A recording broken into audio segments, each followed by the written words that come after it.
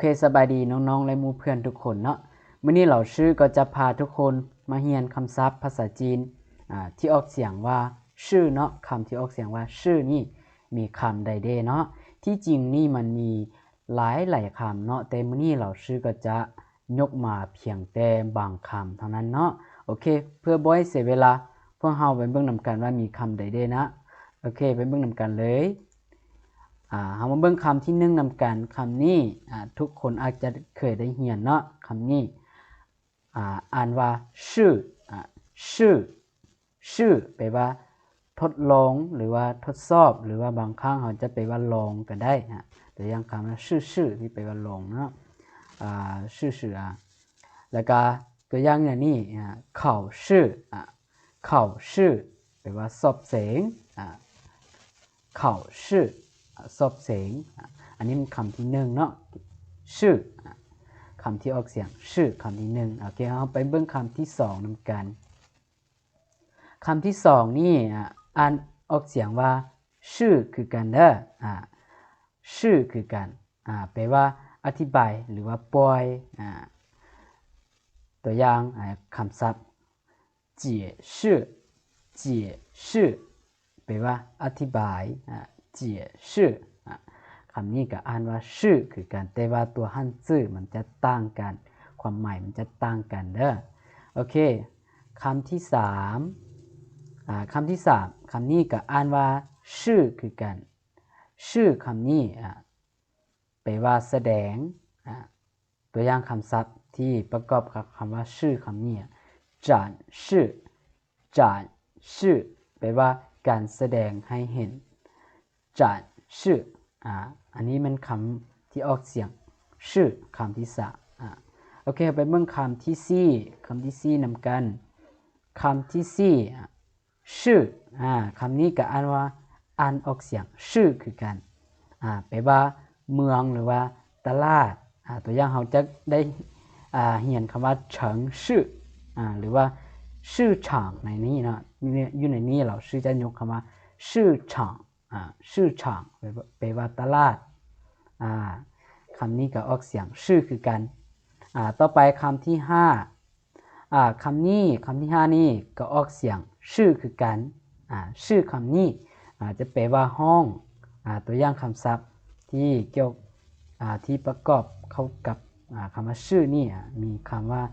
教室教室教室แปลว่าห้องเรียน教室อันนี้เป็นคำนี้มันคำที่ออกเสียงชื่อคำที่5โอเคต่อไปคำที่6คำนี้ก็ออกเสียงชื่อคือกันเด้อชื่อคำนี้แปลว่าโลกโลกหรือว่าสัวชีวิตอยู่ในนี้เราชื่อก็จะยกคำศัพท์มาตัวอย่างชื่อเจี๋ยชื่อเจี๋ยแปลว่าโลก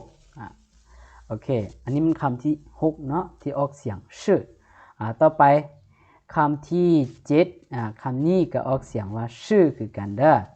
ชื่อคำนี้อยู่ในนี้เราชื่อจะแปลว่านักรบแล้วคำนี้พวกน้องอาจจะได้เรียนมาแล้วมันจะอยู่ทางหลัง女士男士女士女士คำนี้จะแปลว่าเราจะแปลว่านักรบเด้อตัวอย่างคำศัพท์武士武士แปลว่านักรบนักรบ武士คำนี้ออกเสียงชื่อคือกันต่อไปคำที่8คำนี้ก็ออกเสียงชื่อคือกันชื่อตัวนี้แปลว่าหับไส้ชื่อหับไส้ตัวอย่างชื่อจะแปลว่าบริการผู้ให้บริการชื่อจะโอเคคำนี้มันคำที่8เนาะโอเคไปเบิ่งคำที่9คำที่9นี่ก็อ่านว่าชื่อคือกันเด้อชื่อคือกันมันแปลว่ารับราชการรับราชการชื่อคำนี้โอเคต่อไปคำที่10คำที่10คำนี้ก็อ่านว่าชื่อคือกันอ่านว่าชื่อคือกันมันแปลว่าตกแต่งตัวอย่างว่า装饰การตกแต่งจ้วงชื่อคำนี้คำที่10เนาะที่ออกเสียงชื่อต่อไปคำที่11คำนี้ก็ออกเสียงว่าชื่อคือการชื่อคำนี้แปลว่ารูปแบบชื่อตัวนี้แปลว่ารูปแบบตัวอย่างฟังชื่อคำศัพท์ประกอบนะฟังชื่อประกอบกับคำว่าฟังนี่ฟังชื่อแปลว่าวิธีการคำนี้ก็ออกเสียงชื่อกันเนาะโอเคต่อไปคำที่12คำนี้ก็ออกเสียงว่าชื่อคือกันชื่อคำนี้แปลว่าอำนาจหรือว่าพลังตัวอย่างคำศัพท์ที่ประกอบกับคำว่าชื่อคำนี้มีว่าชื่อลี่ชื่อลี่แปลว่าอิทธิพลชื่อลี่อิทธิพลคำนี้เป็นคำที่12โอเคต่อไปคำที่13คำที่13คำนี้ก็ออกเสียงชื่อคือการได้คำนี้ชื่อคำนี้แปลว่าสาบานตัวอย่างคำศัพท์ฟ้าชื่อฟ้าชื่อแปลว่าให้คำสาบานฟ้าชื่อให้คำสาบานโอเคต่อไปคำที่14ชื่อคำนี้คำนี้ก็ออกเสียงชื่อคือกันแปลว่าพึ่งพาแต่ว่าอยู่ในนี้พึ่งพาในทางลบเฮาพึ่งพาอีหยังไปเฮ็ดสิ่งที่บ่ดีต่างๆเนาะตัวอย่างอยู่ในนี้เราชื่อก็ยกมาชื่อ强凌弱ชื่อ强凌弱แปลว่าใช้ความแข็งแกร่งหลังเกผู้อ่อนแอหมายความว่าอาจจะเป็นตัวอย่างอาจจะเป็นนายเป็นเศรษฐีแล้วก็ใช้อำนาจของตัวเองพึ่งพาอำนาจต่างๆหลังเกผู้อ่อนแอต่างๆพึ่งพาสิ่งใดหนึ่งไปในทางลบเนาะไปในทางที่บ่ดีอันนี้มันคำว่าชื่อคำที่14ต่อมาคำที่15คำนี้ก็อ่านว่าถ้าว่าคำเดียวๆเนาะจะอ่านว่าชื่อคือกันแล้วก็มีเสียงนึงอ่านว่าชื่อคำว่าชื่อคำนี้มันจะแปลว่าขับขี่ตัวอย่าง驾驶驾驶แปลว่าขับรถ驾驶ถ้าอยู่เดียวอ่านว่าชื่อได้อ่านว่าชื่อแต่ว่าส่วนหลายถ้าเป็นตัวเดียวมันจะอ่านว่าชื่อแต่ว่าถ้าไปประกอบกับตัวอื่นหรือว่าทุกตัวเลยจะอ่านออกเสียงเป็นเสียง3ชื่ออยู่นี้驾驶แปลว่าขับรถเด้อโอเคต่อไปคำที่16ชื่อคำนี้แปลว่าตายหรือว่าจากไปชื่อคำนี้ก็ออกเสียงชื่อคือกันตัวอย่างอยู่ในนี้เราชื่อกันยกคำศัพท์มาชื่อแปลว่าเสียชีวิตชื่อเสียชีวิตต่อไปคำที่17คำที่17คำนี้ก็ออกเสียงว่าชื่อคือกัน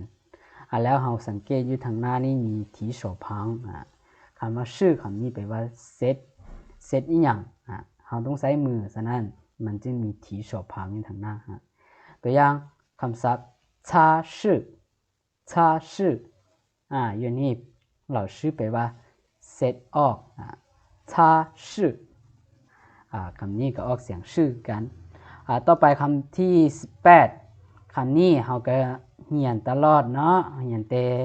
เริ่มต้นใหม่ๆคำนี้ชื่อคำนี้แปลว่าแมนหรือว่าเป็นตอนนี้เราชื่อจะอธิบายหลายเนาะต่อไปคำที่19คำที่19นี่ครับคำนี้ก็ออกเสียงชื่อคือกันแปลว่าเรื่องหรือว่าธุระตัวอย่างชื่อชิงแปลว่าเรื่องราวแต่อยู่ในนี้เราชื่อบ่ได้พิมพ์ตัวเสียง2ใส่นะอยู่ในนี้พิมพ์ผิดนิดนึงนะชื่อชิงแปลว่าเรื่องราว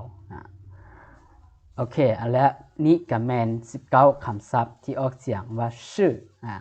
ที่ออกเสียงว่าชื่อเนาะโอเคถ้าน้องอยากรู้คำใดเพิ่มเติมหรือว่าน้องส่องหาคำใดที่บ่เข้าใจก็สามารถคอมเมนต์มาถามเราชื่อได้นะแล้วก็คำศัพท์ที่เราชื่อเอามา สอนให้ทุกคนหรือว่าแบ่งปันให้ทุกคนได้เรียนในมื้อนี้ถ้าว่ามีการผิดพลาดบ่อนใดหรือว่าเว้าผิดพลาดหรือว่าพิมพ์ผิดบ่อนใดอธิบายผิดบ่อนใดก็น้องๆก็อย่าลืมคอมเมนต์มาบอกเราชื่อเด้อเพื่อเราชื่อจะได้แก้ไขนะเพื่อให้พวกเราได้เรียนคำศัพท์ที่ถูกต้องและก็ได้เรียนนำกันไปเนาะโอเคสำหรับมื้อนี้ก็จะมีแต่ซ้ำนี้เนาะโอเคแล้วพวกเราจึงพบกันใหม่ในคลิปวิดีโอต่อไปนะทุกคนอย่าลืมกดไลค์กดแชร์และกดติดตามเราชื่อไว้เด้อ好的大家下次见